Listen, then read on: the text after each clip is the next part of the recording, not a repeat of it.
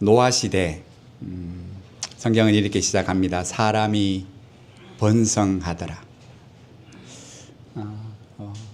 하나님의 복이지요. 생명이 생명을 낳고 사랑 가운데 그 가정이 이루어가고 그 가정이 가문이 되고 그 가문이 나라가 되고. 그런데 안타까운 것은 땅에 사람이 하나님의 주신 복으로 번성하는데 안타까운 것은 죄악도 번성하더라요.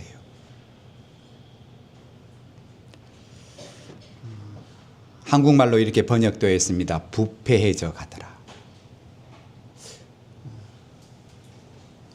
그리고 사람들 사이에 서로 포악해져 가더라. 하나님이 그런 하나님의 은혜 가운데 번성하는 그 인생들이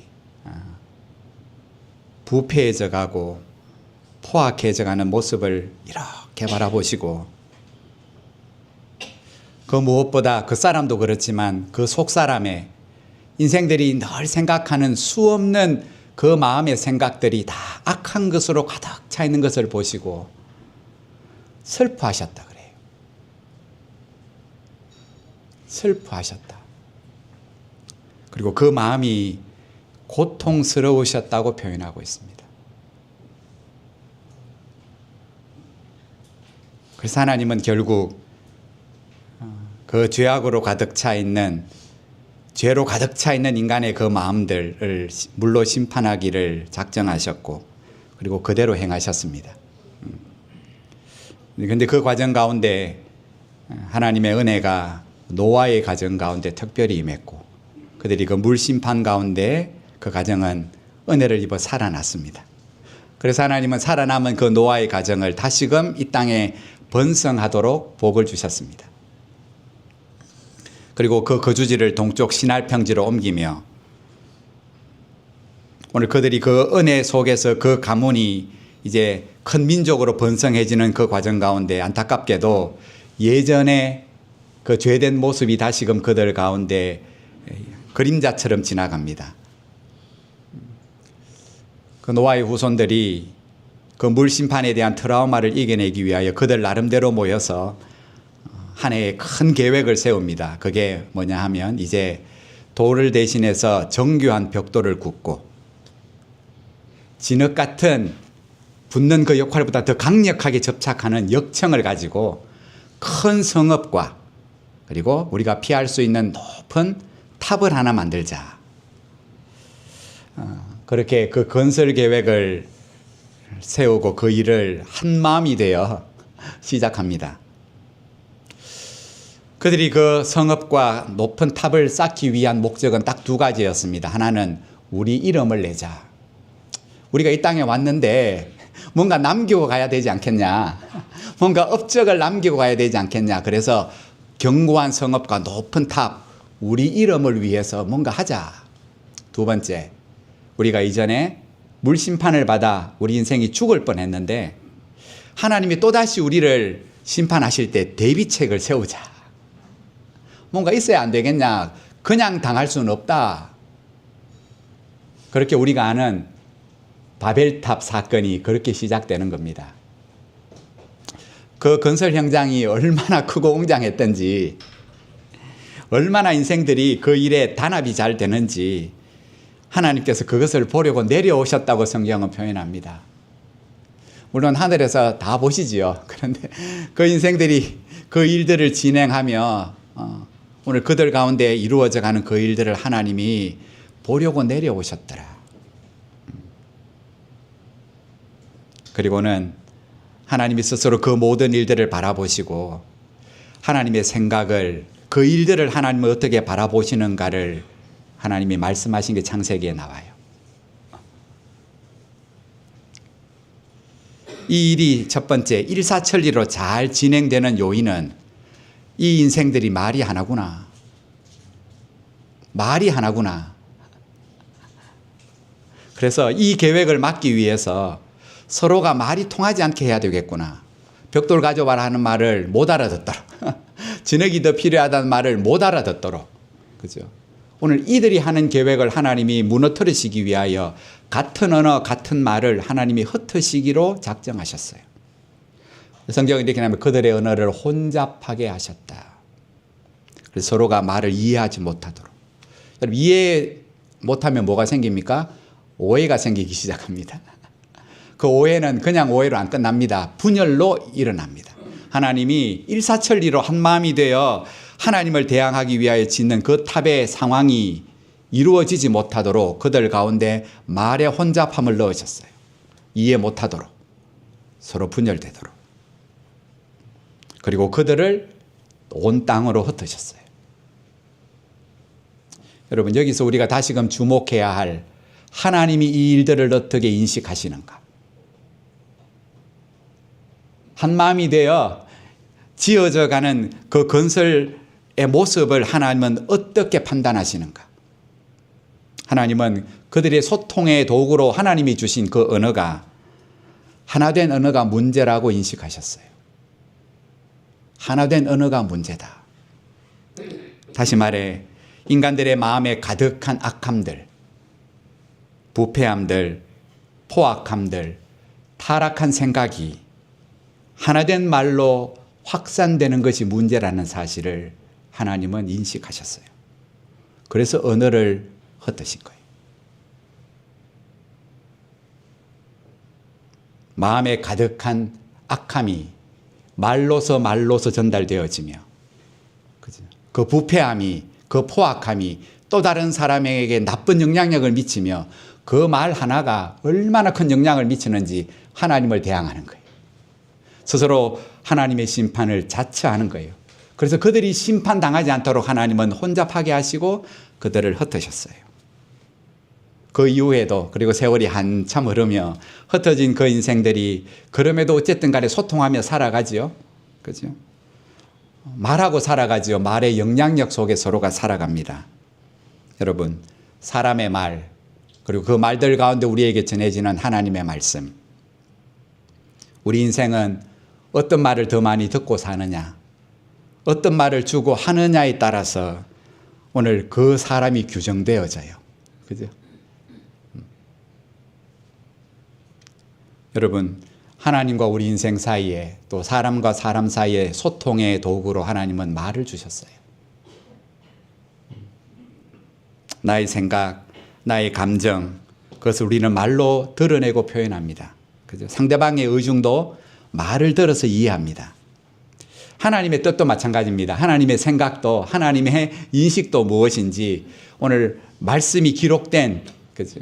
이 성경을 통하여 오늘 우리에게 들려지고 그리고 읽혀집니다. 근데 그 가운데 말씀을 보다 보면 하나님은 말에 대한 경고, 어떻게 듣고 어떻게 말하는가를 수없이 우리에게 교훈하셔요. 말은 어떻게 들어야 되고 또 어떻게 말해야 되는가. 특별히 하나님의 사람들이.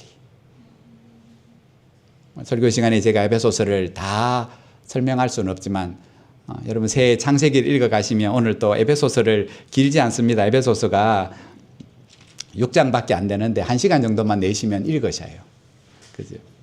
물론 오늘 설교 본문의 주제가 감사하는 말을 하십시오.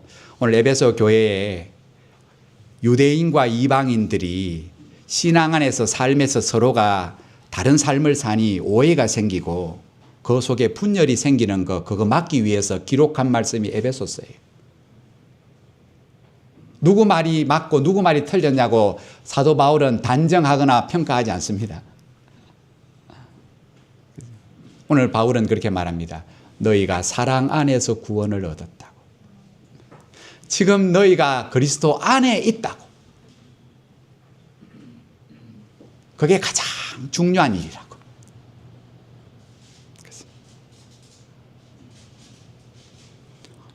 오늘 4장 29절 오늘 읽은 본문의 바로 앞에 보면 바울이 이렇게 말합니다. 무릇 더러운 말을 입 밖에도 내지 말고 오직 덕을 세우는 데 소용되는 데 필요한 선한 말을 하십시오. 그렇지? 바울은 이렇게 말합니다. 여러분의 말의 습관을 한번 개인적으로 살펴보십시오. 나는 어떤 어떤 삶의 습관으로 말을 하는지, 말하는 습관을 한번 살펴보십시오. 오늘 그리스도 밖에 있을 때는 예외로 칩시다. 이제는 여러분이 그리스도의 사랑 안에서 은혜 안에 있습니다. 하나님 안에 있습니다. 그렇다면 교회 밖에, 말씀 밖에, 은혜 밖에 있었을 때에 그 삶의 방식대로 더 이상 살아내시면 안 됩니다. 그죠? 삶의 방식이, 말하는 모든 행태가 이제는 달라지셔야 합니다. 그죠? 왜냐하면 첫 번째 이 일은 하나님의 성령을 가장 근심되게 하는 일이기 때문입니다. 우리끼리의 문제가 아닙니다. 누가 맞고 틀리냐의 문제가 아닙니다. 이것은 우리의 내면 가장 깊이 계시는 성령 하나님을 가장 근심하게 하는 일입니다. 그러므로 여러분 모두 악독과, 이게 악독이라는 말이 영어로 hard feeling 이래 나와 있어요. 이게 부드러운 감정이 아니라는 거예요. 그죠? 뭔가 굳어져 있는. 그러면 굳은 마음에서 나오는 말은 제가 이렇게 적어봤습니다. 가시 돋친 말이다. 여러분 말에 가시가 딱 돋쳐 있어요. 그죠? 그래서 탁 찔러요. 악독과 노함과 분노에서 나오는 말은 그죠? 험담이죠. 그죠? 헐뜯는 말, 분냄과 떠드는 말, 싸움을 일으키는 말, 비방, 거짓말, 그리고 모든 악의 정오를 다 함께 버리십시오. 여러분 교회가 늘 성경에 나오는 죄의 가장 중심인 음행, 성적인 타락, 늘 조심해야 하고 위험한 일이지만 가만히 살피면 교회가 성적인 타락으로 교회가 시험 들 때보다는, 그죠? 오늘 이 말 때문에 교회가 시험에 들 때가 훨씬 더 많아요. 그죠? 더러운 말, 노함과 분냄과 떠드는 말과 비방과 정오. 바울은 이렇게 말합니다. 여러분, 이 말들은, 이 감정들은 성도에게는 마땅하지 않습니다. 우리에게는 마땅하지 않습니다.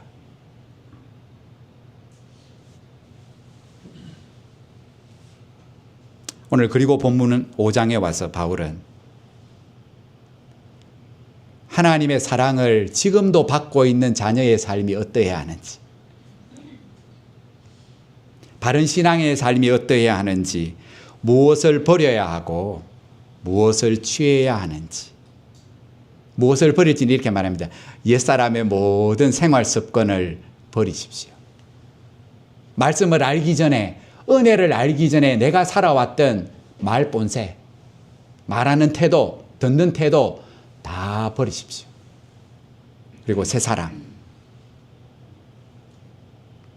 그 은혜를 받고 사랑을 받은 하나님이 그 성품을, 그 하나님의 형상을 새롭게 지어가시려는 그 새 사람의 삶의 모습이 무엇인지 오늘도 내가 보내는 이 편지를 통하여 다시금 자신의 신앙의 생활을 올바르게 하여, 특별히 여러분 가운데 누추함, 깨끗하지 못한 말이란 뜻이에요.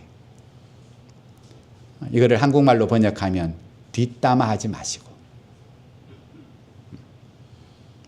어리석은 말, 공동체에 유익되지 않은 말은 내뱉지 마시고, 희롱하는 말, 음담패설이죠. 사람 세상에 재미를 모이면 이 말 빠지면, 그죠? 남의 험담 빠지면 말이 안 되잖아요. 그죠? 그 말들은 버리고 덕을 세우는 말, 감사하는 말을 하십시오. 여러분 너무 당연한 거죠. 저는 이게 뭐 설교인가 싶어요. 그죠?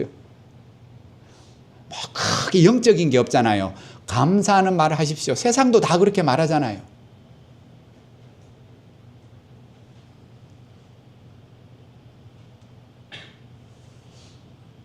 오늘 우리로 하여금 바울은 말이 변질되지 않는 신앙, 다르게 표현하면 신앙이 변질되지 않는 대안을 우리에게 두 가지 크게 말해요. 첫 번째 하나는 공허한 말, 다르게 표현하면 헛된 말, 아무 유익이 되지 않는 말들로 서로 죄를 부추기는 그 사람들이 있다면 그 사람들을 멀리 하십시오. 오늘 6절에 그랬죠. 누구든지 헛된 말로 너희를 속이지 못하게 하라. 나도 모르게 속는다는 거예요. 그렇나? 그죠? 오늘 7절 그들과 함께 하지 마십시오. 헛되다, 비어있다는 뜻이에요. 아무 알맹이가 없다는 거예요. 유익이 되지 못한다는 거예요. 그 헛된 말의 대표가 뭐냐 하면 불평과 원망이에요. 출애굽기 12장에 보면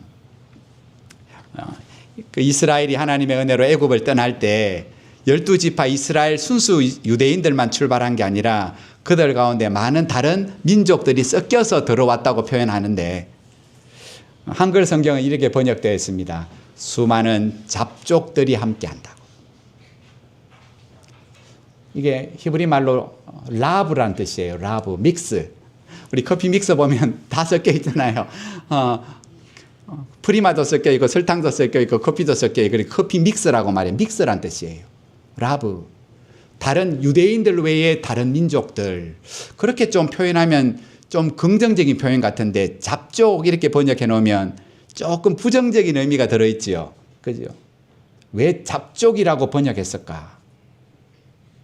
조금 더 좋은 의미의 표현이 있는데 그것은 소수이지만 그들과 함께 이스라엘 백성과 함께 출애굽을 나오며 광야를 지나가는 동안에 그 소수의 민족들이 이스라엘 백성에게 미친 부정적인 영향력 때문에 출애굽기를 기록하는 모세는 그들을 잡족이라고 표현해요. 잡족들아. 왜 그렇게 부른 줄 아세요? 출애굽하고 2년이 되었을 때 이스라엘이 서로가 악한 말로 서로를 원망하는 소리가 막 그 이스라엘 진영에 넘쳤어요. 하나님이 그 불평하고 악한 소리를 들으시고 진노하사 하나님이 그 무리의 일부 가운데 하나님의 불을 내리셔서 몇 명을 태워 죽이셨어요. 모세가 깜짝 놀라서 하나님 앞에 본인이 중보 기도할 때 하나님이 그 불이 퍼지지 않고 그 진영 일부를 태우시는 것으로 중단되었어요. 그런데 그 일들에 주동자들이 있었어요. 악한 말로 원망의 중심에 이스라엘 그 대다수를 선동하는 자들이 있었는데 그 사람들이 누구냐 하면 잡족들이었어요. 그래서 하나님이 그들의 명칭을 잡족이라고 부르셔요. 그죠? 섞여 사는 다른 인종. 그죠? 소수에 불과한 자들의 원망 섞인 말로. 그죠? 왜 하나님이 우리를 여기 이끌어내셔 놓고 먹을 거 안 주냐? 야, 너 그거 가만히 있으면 안 된다고. 하나님 앞에 너가 가만히 있으면 안 된다고. 때를 쓰든지 불평을 하든지. 그치? 오늘 그 소수가 다수인 이스라엘 백성들을 하나님 앞에 원망하고 불평하도록 뒤에서 부추긴 거예요. 여러분, 지금도 교회를 무너뜨리는 것은 신천지 같은 이단이 아니라 어쩌면 교회 안에 침투되어 있는 잡족이에요. 오해하지 마십시오. 상처받지 마십시오. 누가 잡족인가? 누가 잡족일 수 있는가? 하나님의 말씀이 그 속에 없으면, 은혜가 없으면 누구든지 잡족이 돼요. 명칭이 안 어울리잖아요. 우리는 성도잖아요. 교회에서 가장 아름다운 이름은 성도잖아요. 구별되었다. 옛사람으로 더 이상 살아가지 않는다. 살지 않으려고 애쓴다가 성도잖아요. 아직까지 온전하게 되기까지는 한참 남았지만 그 온전함을 위하여 포기하지 아니하고, 그죠? 옛사람으로 살지 아니하고 잡족이라는 호칭이 아니라 거룩한 성도로 살기 위한. 그래서 바울이 두 번째로 말합니다. 그 언어와 신앙이 변질되지 않으려면 헛된 말 하는 사람 가까이 하지 마시고, 두 번째, 감사하는 말을 하십시오. 하나님의 은혜에 대한 감사겠죠. 그죠? 그 감사가 우리의 신앙의 변질을 막아주기 때문이라. 우리의 믿음의 삶의 능력을 그 감사가 우리 가운데 끼친다고. 감사 노트가 제가 교회에 무조건 50권 샀는데 뒤에 보니까 10권 미만으로 남았던데 아마 개인적으로 사신 분도 있고, 구입하지 못하신 분들은 꼭 구입하셔서 지금 5일인데 한번 해보셨습니까? 매일 5가지 153 말씀을 묵상하고 5가지 감사를 기록하고 3번 그 감사를 누군가에게 표현하고. 와, 어렵습니다. 감사를 표현하는 게 쉽지 않는 이유가 뭐겠습니까? 우리의 생활 습관이 아니라는 거예요. 감사하십시오. 이게 뭐 설교인가 싶고, 그게 막 큰 새해의 말씀인가 싶고, 세상도 다 아는 감사하는 생활이 마땅한 것 같은데, 그죠? 이게 사실은 우리의 신앙생활에 익숙한 부분이 아니라는 거예요. 뭐가 더 익숙하다는 겁니까? 불평과 불만이 옛사람의 모습이 우리에게 훨씬 더 익숙하다는 거예요. 장로님 기도하셨지만 원래 153 감사 노트를 쓰는 것과 또 가정 예배예요. 제가 고민을 해봤습니다. 어떻게 하면 실천할 수 있을까? 제가 어떤 구호 붙이는 거 별로 안 좋아하는데 기억 잘 하기 위해서 제가 그렇게 해봤습니다. 1 그리고 10 하루에 10시에 10분 가정 예배 드리자. 일주일에 한 번 정도, 더 이상 하면 좋지만은 1 하루에 한 번. 몇 시에? 시간을 계산해 보니까 10시가 적당한 것 같아요. 10시에 몇 분? 10분. 제 어린 시절에 저희 집에서 어린이 가정 예배 드리는데 아침에 뭐 30분, 40분 드리시더라고요. 그죠? 예전에 그랬잖아요. 아침 저희들 어릴 때 가정 예배 드리는데 매일 아침마다 예배를 3, 40분 드리잖아요. 어린 심령에서는 그게 얼마나 싫던지. 근데 되돌아보면 그게 은혜잖아요. 부모가 그 가정 예배를 드린다는 것은 쉽지 않아요. 교회 교육이 필요하지만 그 교육의 첫 번째 책임자는 누굽니까? 부모예요. 부모. 그죠? 부모라고요. 그죠? 교회 열악한만을 탓하지 마시고 하루에 일주일에 한 번, 그것도 정한 시간 10시로 하면 좋겠고 10분이라도 오늘 감사 노트를 통하여 서로를 향한 감사를 표현하고 하나님을 향한 감사를 그냥 고백하는 것으로 충분하다는 겁니다. 한번 해보시라는 거예요. 그리고 한번 해보자는 거예요. 하나님이 그 감사를 통하여 가정 예배를 통하여 우리의 신앙을 우리의 믿음을 어떻게 새롭게 하실지. 오늘 당연한 말 같지만 사도 바울은 그 에베소 교회를 향하여 여러분 감사의 말을 해보십시오. 그 감사가 여러분의 신앙을 변질시키지 않게 합니다. 그리고 여러분의 믿음을 더 강하게 만들어줍니다. 올해 주제 선고인 고린도후서 4장 15절 많은 사람의 감사는 성도 한 사람의 감사는 교회 안에 은혜가 더하게 하고 그치? 더해지고 더해지니까 뭐 해진다고요? 넘치게 된다고. 간들간들한 게 아니라 그 은혜가 넘치게 된다고. 말씀이 넘치고 사랑이 넘치고 그치? 은혜가 넘치는 말씀을 맺습니다. 오늘부터 소그룹 모임을 다시금 시작합니다. 여러분 우선 잘 모이셔야 되고 그죠? 내가 동참해야 되는데 그것보다 더 중요한 게 뭐냐 하면 그 모임에서 오가는 말이 뭔가예요. 그죠? 일주일에 한 번 만났으니 세상 돌아가는 이야기, 정치 이야기 절대로 금하시고 주식 이야기 절대로 금하시고 자녀 교육 이야기 절대로 금하시고 그럼 할 말이 없으시죠. 그죠? 길지 않은 시간이지만 오늘 함께 묵상하고 은혜 받는 이 말씀으로 그죠?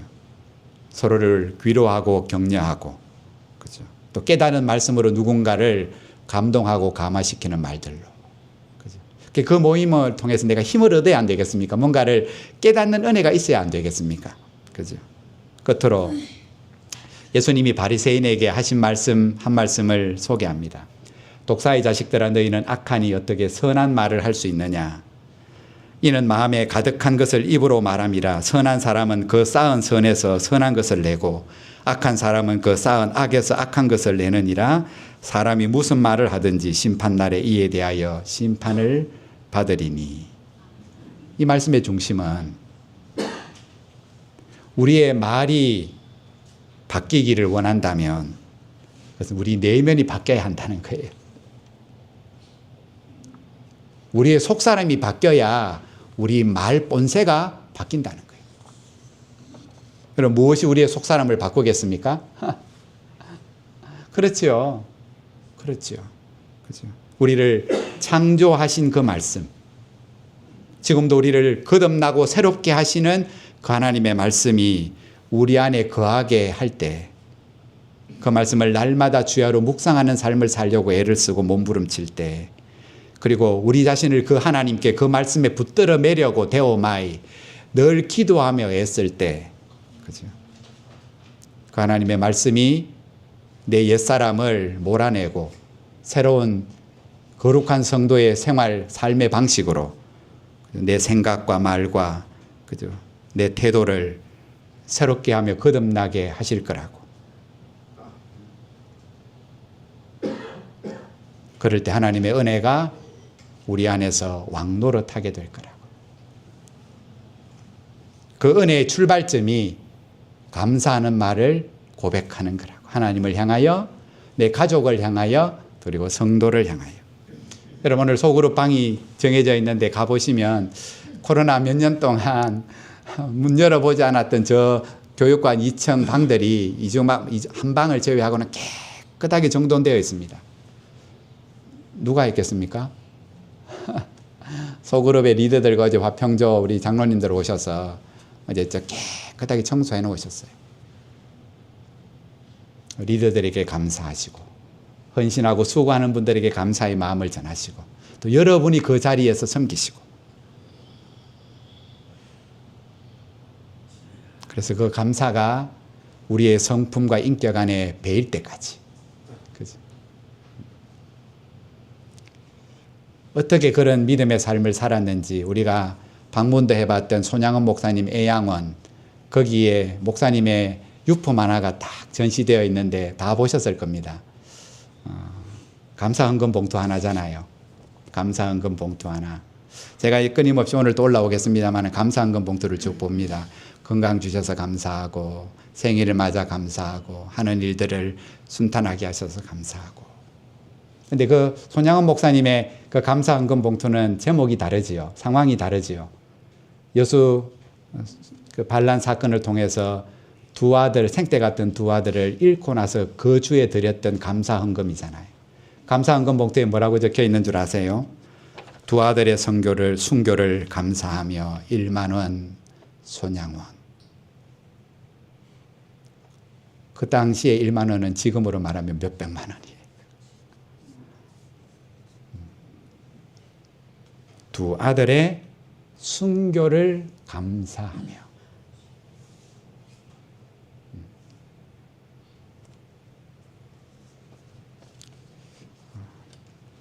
그 감사의 영향력이 제가 예전에 소개해드렸던 100주년 기념교회 한 젊은 가정의 감사 고백이 똑같이 나오잖아요.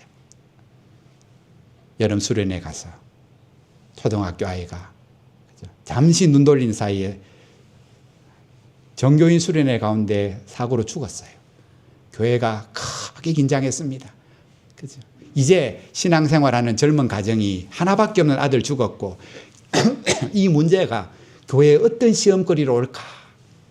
목사님이 본인 그죠 당회장 자리 내어놓고 그 일에 책임자였던 부장 집사님이 부장 자리를 내어놓고 건신하겠다 하는 상황 속에 그죠 그 젊은 부부가 하나밖에 없는 아들을 잃어버리고 교회에 대하여 어떻게 재판으로 항거할 건가 긴장하고 있을 때 광고 시간에 그 젊은 아버지가 딱 나와서 했던 말이